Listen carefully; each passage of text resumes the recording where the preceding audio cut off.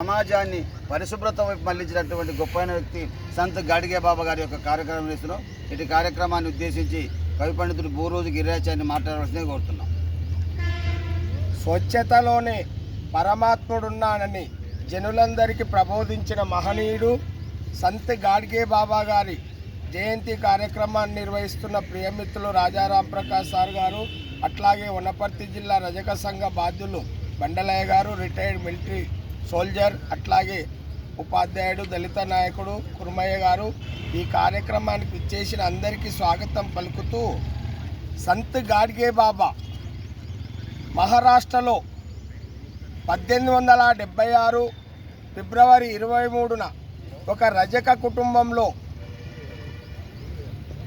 సక్కుబాయి జింగ్రాజీ అనే పుణ్య దంపతులకు జన్మించాడు. ఆయనకు చిన్నప్పుడు దేవిదాస్ దేబూజీ అని నామకరణం చేశారు.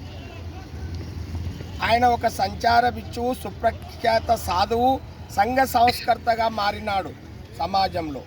చిన్నప్పుడే ఆయనకు మద్యపానానికి బానిసైన తండ్రి మరణిస్తే తల్లి మేనమామ పోషణలో పెరిగి పశువుల కాపరిగా ఉంటూ ఆ మహారాష్ట్రలో అమరావతి జిల్లాలో షేన్గావ్ అంజన్గావ్ అనే తాలూకా అక్కడ ఆ గ్రామంలో జన్మించి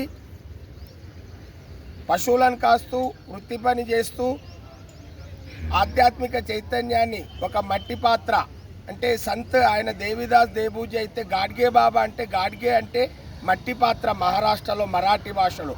ఆ మట్టి పాత్రను నెత్తిన పెట్టుకొని భిక్షని స్వీకరిస్తూ మురికివాడలను శుభ్రం చేస్తూ చెత్తను ఏరిపారేస్తూ ఆధ్యాత్మిక ప్రబోధం చేశాడు. కనుక ఆ విధంగా చైతన్యం తీసుకొచ్చి ఆయన ఆ రకంగా ఆధ్యాత్మికంగా మారి తర్వాత ఆయన 29వ ఏట ఇంటినే విడిచిపెట్టాడు. అప్పటికి ఆయనకు తాత, తల్లి, 2 పిల్లలు ఉన్నారు. ఆ విధంగా ఇంటిని విడిచి సంచార బిచ్చువుగా సేవ చేస్తూ గ్రామాల్లో తిరుగుతూ ఈ విధంగా అంటే ప్రసిద్ధి పొందాడు.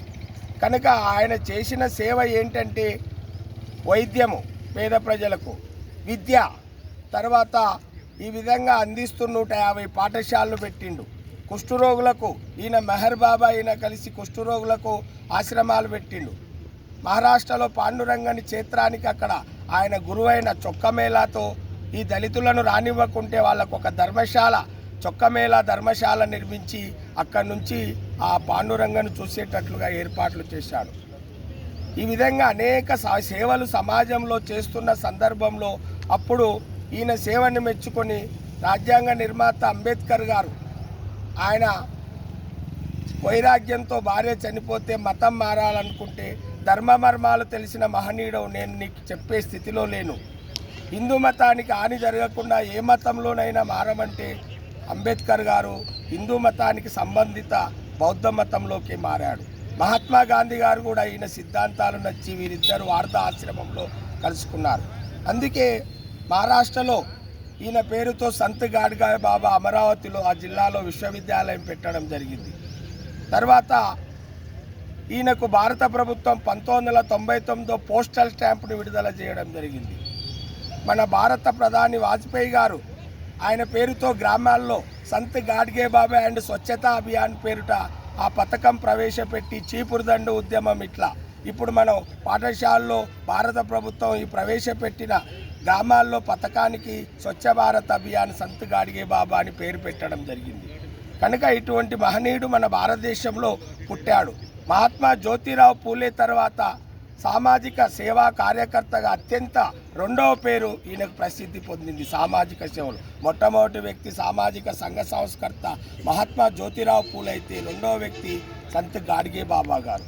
అందుకే ఈనాటి యువత విద్యార్థులు సంత్ గాడ్గే బాబా సిద్ధాంతాలను ఆదర్శంగా తీసుకొని పరిశుభ్రత మనం ప్రామాణికంగా తీసుకొని దైవ సేవలో నిమగ్నమవుతూ, అందుకే ఆయనను మహారాష్ట్రలో ఇప్పటికీ చాలామంది విలేకరులు, పెద్ద పెద్ద మహానుభావులు, అప్పుడు ముఖ్యమంత్రి కూడా చీపురుదండుతో అయ్యాడు. ఇట్లా ఆయన ఉద్యమాన్ని స్ఫూర్తిగా తీసుకొని కనుక అటువంటి మహనీయుల చరిత్రను మనం ఆదర్శంగా పుణిపుచ్చుకొని మనం స్వచ్ఛతలోనూ జీవించి పరమాత్మను సేవిస్తూ మోక్షం పొందాలని తెలియజేస్తూ ముగిస్తున్నాం. జోహార్ సంత్ గాడ్గే బాబా.